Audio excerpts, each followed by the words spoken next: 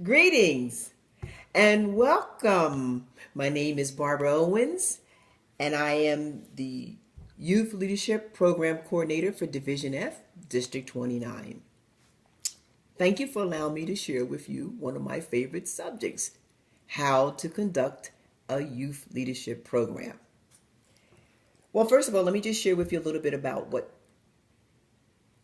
youth leadership program is and who developed it.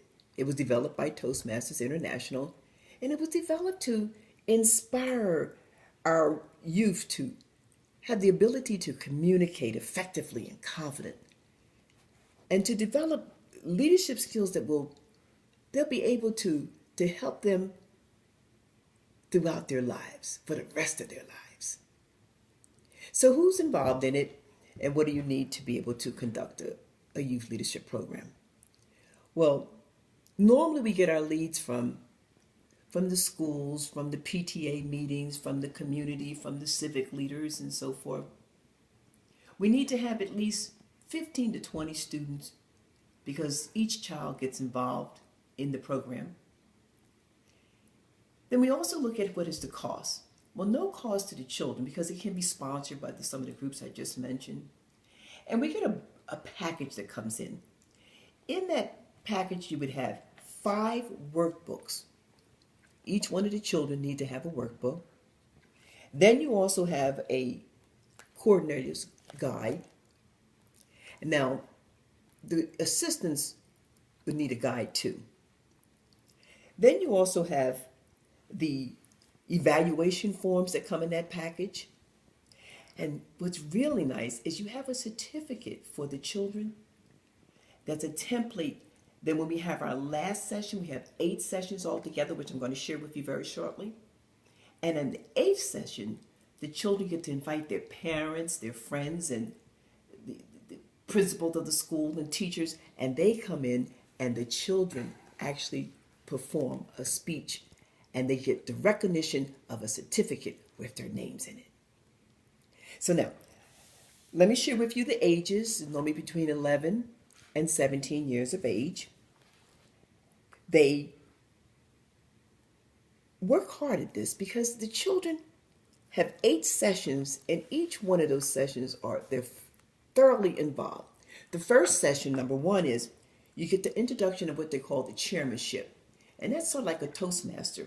But what I like about that one is that the child who actually heads that particular part up has to have a good common sense, good thinker, being able to think on their feet and resourceful, because they'll be running the parliamentary procedures in the elections.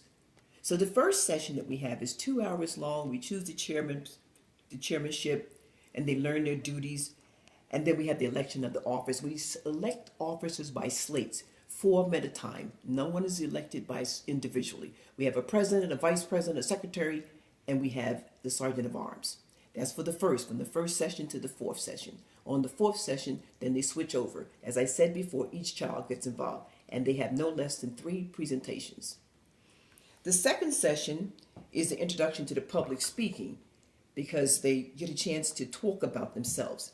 In the first session, let me remind you also that they had a chance to do a little activity where they asked each other questions and came up and spoke a little bit about themselves. Now, the second one, they've already had the introduction of speaking about themselves, what they learned about each other.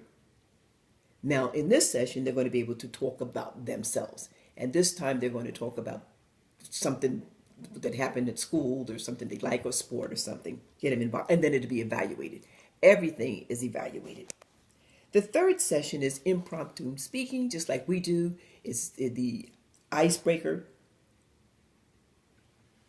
portion of it, where they get up and speak again about whatever topic that we give them.